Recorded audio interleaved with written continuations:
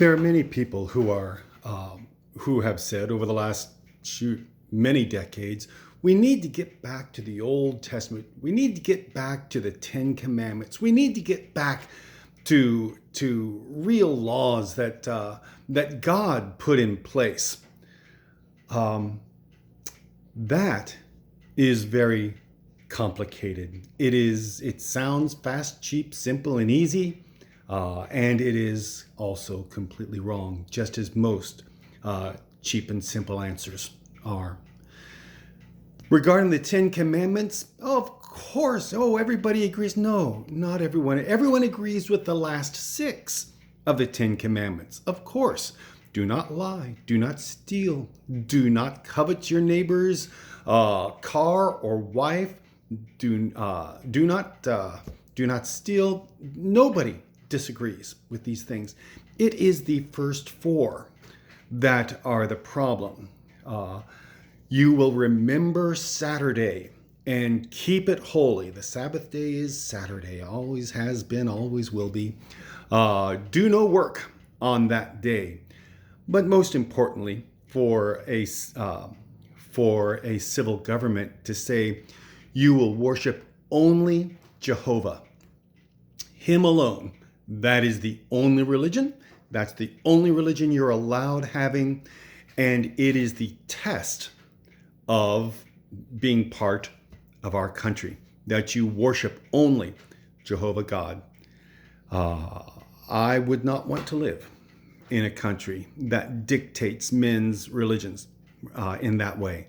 And thankfully, we do not live in that kind of country. And I don't think that people who say, the Ten Commandments, let's put it up on the courthouse lawn, let's put it up in courtrooms, let's put it in our governing offices, even they would rather not live in a country where people of other religions are hounded and persecuted and made to pay annual fines for conscience sake. Even they would not want that.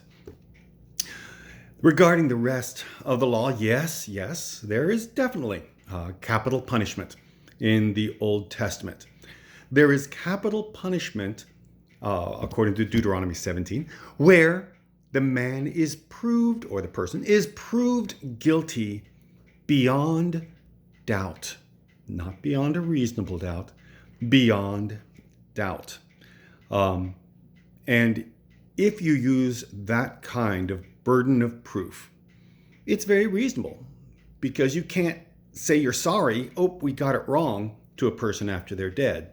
So you need to be completely sure.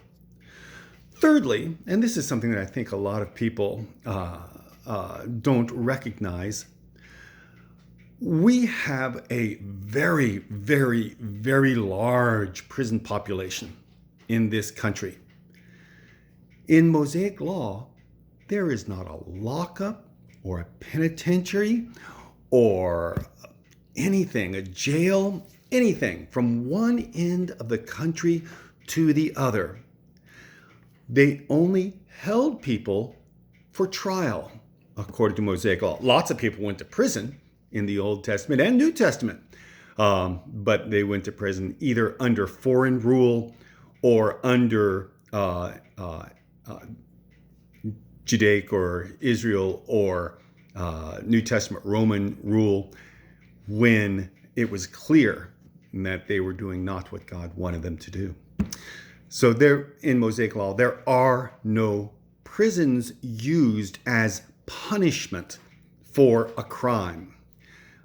They just held people for trial, and trial came really quick. None of this waiting 6 months to be able to see a judge.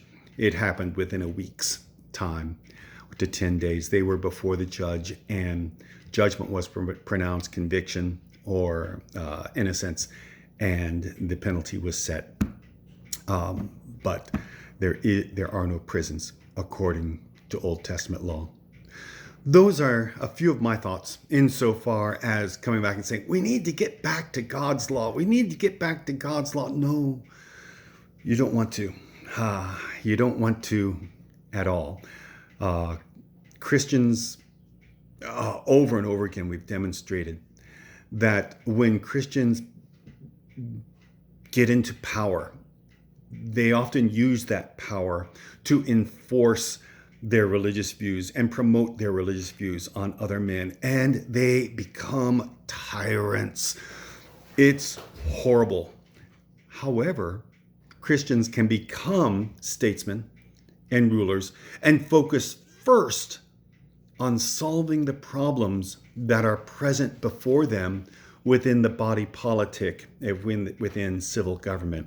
And very often, just as in any other, I drive an 18-wheeler down the highway. I try to do the best I know how to do a good job. I still make mistakes sometimes. But I want to be the best truck driver I can be. And that's not unique.